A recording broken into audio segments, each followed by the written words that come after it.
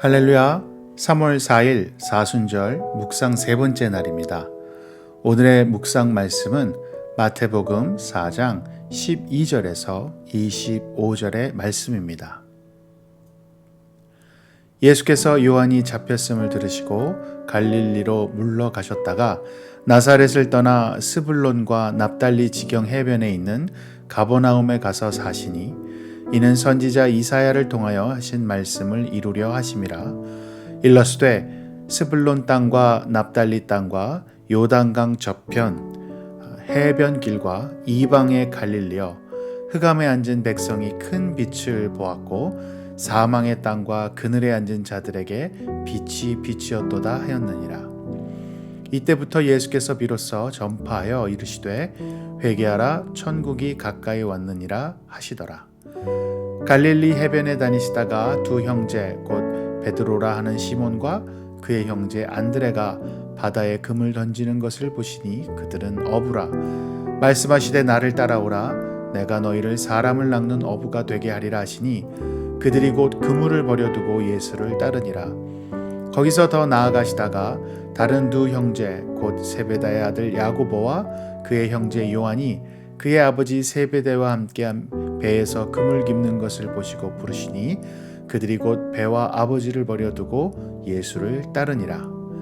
예수께서 온 갈릴리에 두루 다니사 그들의 회당에서 가르치시며 천국 복음을 전파하시며 백성 중에 모든 병과 모든 약한 것을 고치시니 그의 소문이 온 수리아에 퍼진지라.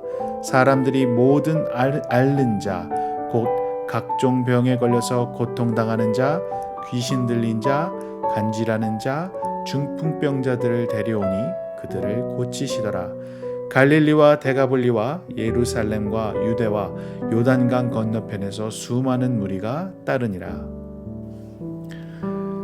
우리가 첫 번째로 나눌 포인트는요, 회개하라, 천국이 가까이 왔느니라. 침례 요한의 체포와 함께 메시아 예수님을 통한 새 시대가 시작되었습니다. 회개의 침례를 베풀 선지자는 사라졌지만 이제는 사랑과 회복의 나라를 가져올 왕이 등장하신 겁니다.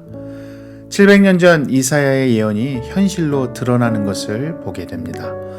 스불론과 납달리는 이스라엘 12지파로서 이스라엘의 북쪽 땅을 차지하고 있었습니다.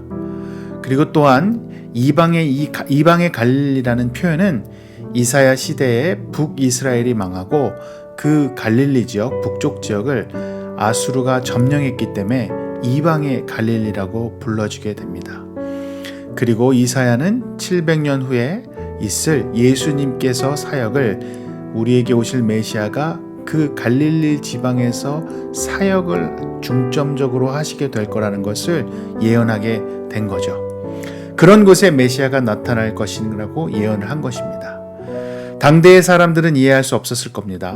메시아는 당연히 종교의 중심지인 예루살렘에 나타나야 할 법한데 이방인이 차지한 변방에서 시작된다는 것은 믿기 어려웠을 겁니다.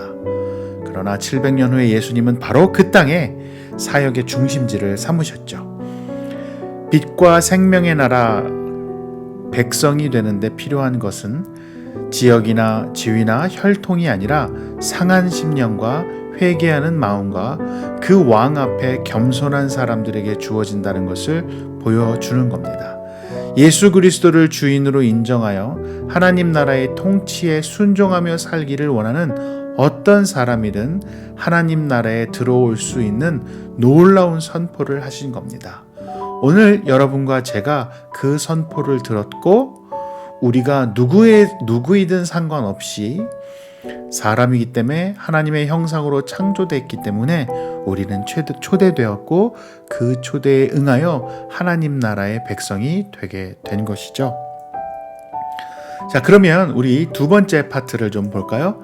두 번째 파트를 보면 여기서는 예수님께서 제자들을 부르시며 사람을 낚는 어부가 되게 하리라고 말씀을 하십니다. 예수님의 이 하나님의 나라에 대한 복음의 메시지는 직접 인간의 역사에 인간의 모습으로 들어오셔서 선포하셨을 뿐만 아니라 이 복음을 널리 전파하기 위하여 예수님의 제자를 부르십니다. 네, 하나님은 언제나 사람을 통해서 일하시는 것을 우리는 볼 수 있습니다. 손수 삶의 현장까지 찾아가 제자를 부르시고 그들 인생의 주인과 저자가 되어주기로 하시죠. 제자를 부를 때 자격과 조건을 따지지 않으십니다. 그래서 어부들을 부르죠. 부르심에 순종하는지만 보십니다. 먼저 손을 내밀어 우리를 부르고 계십니다. 그랬더니 그 제자들이 모든 것을 버리고 예수를 따릅니다. 예수님께서는 그 제자들이 말과 생각과 행동 속에서 훈련시키시고 그 회복의 훈련 과정 속에서 다른 인생들에게 복음을 전파하십니다. 그래서 보시면 내가 너희를 사람을 낚는 어부가 되게 하리라 라고 말씀하시죠. 영어로 보면요, Follow me and I will make you fishers of men. 직역을 하면 이렇죠. 나를 따르라, 내가 너를 만든다, 물고기의 사람으로. 예수님께서 우리의 삶을 통해 다른 사람이 구원되는 인생을 만드시겠다고 하시는 겁니다. 그러니까 내가 어부가 사람 낚는 어부가 돼서 내가 열심히 나가 열심히 전도해서 사람을 하나님께 사람들을 구원할 거야. 또 중요하지만 일의 순서를 잘 봐야 합니다. 내 힘으로 사람을 하나님께 구원시키는 것이 아니라 주인 되신 그리스도께서 우리를 만들어 가시는 삶의 과정 속에서 다른 사람들을 구원하시겠다라는 겁니다. 결국 우리가 다른 사람들과 맺는 관계 속에서 우리는 복음을 선포하게 되고 때로는 직접 말로 전해야도 하고 그 삶을 살아가면서 하나님께서는 우리의 삶을 통해 복음을 전하겠다고 말씀하시고 계시는 거죠. 그리고 마지막을 보면요, 예수님은 말로만이 아니라 치유로 천국 복음을 전하셨습니다.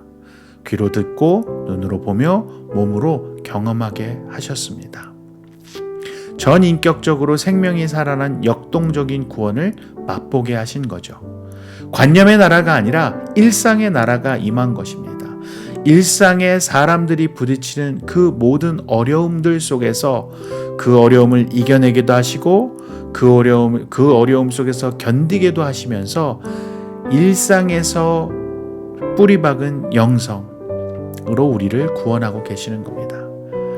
물론 초대 제자들은요, 예수님처럼 치유의 역사를 행하기도 했습니다. 현대 사회에도 이 치유의 역사가 동일하게 일어날 수 있다는 것을 분명히 믿습니다. 그런데 요즘은 그 모습이, 치유의 모습이 좀 다르게 나타나는 것 같습니다. 의료기술이 뛰어나게 발달한 이 시대에 우리가 기도해서 육체를 치유하는 것도 중요하겠지만 오히려 내면의 치유가 절실한 시대가 되었기 때문입니다.